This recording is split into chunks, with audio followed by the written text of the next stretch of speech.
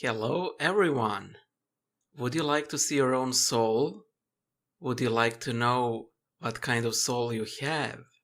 Do you know how that knowledge would affect you? Let's find out! Hello my siblings in Christ, I'm Bojan, I'm a reader of the Serbian Orthodox Church, and I've taken it upon myself to illustrate the entire Bible, but I also do videos on different subjects.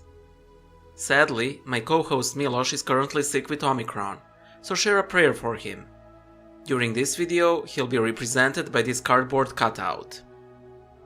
Recently, I read Picture of Dorian Gray, and I'd like to invite you into a little thought experiment of mine. What would happen if all of us had a portrait like Dorian had? Well, stay a while and listen. If you haven't read the book, you're most probably aware of the premise. Spoilers ahead. Dorian Gray is, pardon the expression, an English nobleman who has a portrait of himself. The portrait is enchanted to reflect what is happening with his own soul. Every virtue and passion he indulges in is instantly reflected on the canvas. Due to bad company and, more important, his own choices to pursue sin, Dorian starts indulging himself into all sorts of interests and passions, good deal of which are of unsavory kind. He retains his good looks, but his painted doppelganger withers and decays. After reading the book, it got me thinking, what if all of us had a painting that would reflect our own spiritual state? Every sin, every good deed, every forgiveness would leave an imprint, however slight, on the paint. How would we change? How would the world change? Now, according to the novel, the painting is also keeping him eternally young, seemingly immune to the effects of his own sinful escapades. For this thought experiment, let us also imagine that the effects of some sins aren't immediately noticeable. Now, before we move on to this most important part of the video, remember to subscribe, it is very important. You do want to see the rest of the videos on this channel, right? Right? This channel is literally an icon of me. Miloš, please cut this out in the editing, thank you. I think that there would be 6 types of people and their soul paintings. The first are the Hedonists. These people would pursue all sorts of pleasures. It would be all, lust or gluttony or illegal drugs, but also enjoyments of higher nature, such as art or sports or fervent friendships. While the Hedonists would probably be exceedingly cruel when it pleases them, they would probably stop short of heinous crimes. Dorian Gray is definitely the hedonistic type, for the most part. The Hedonists probably wouldn't like looking at their painting, or do only so on rare occasion, to see how far they messed up. They might even try to improve themselves if they decided that they have went too far, and it is only then that they would realize that the sins have gotten a rather firm hold of them.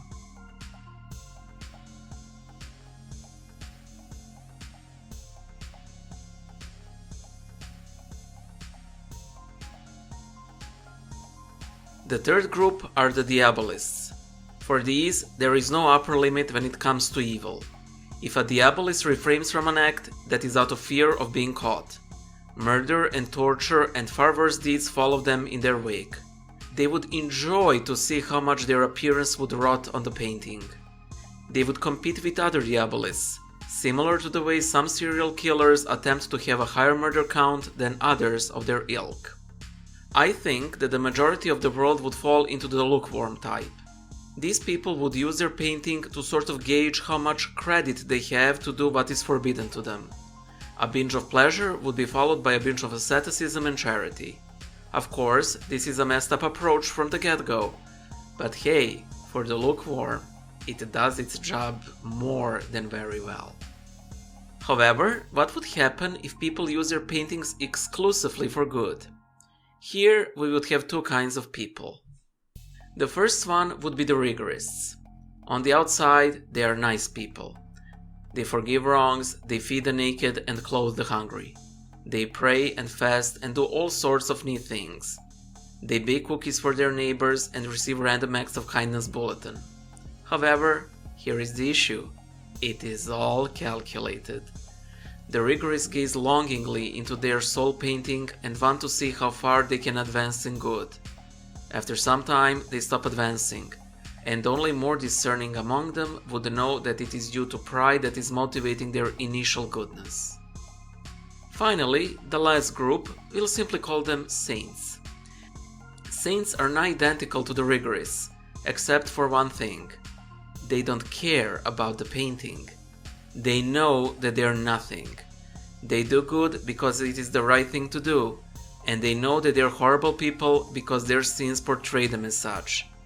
Their painting would be perpetually covered, gathering dust in an attic or a dump cellar. While they may be tempted to look underneath, they would resist this temptation, for they know that looking upon their own painting would be like looking into an eye of a basilisk. They would die, at least spiritually. Unbeknownst to them, underneath that cloth, their painting is no longer a painting, but an icon. That's right, I couldn't have put it better myself. And do you know what the best part is? So thank you for indulging into our little video. We do hope that you have some interesting insight to share with us as well. Please let us know. And of course, please remember to subscribe and like the video so that more people can see it. Bye!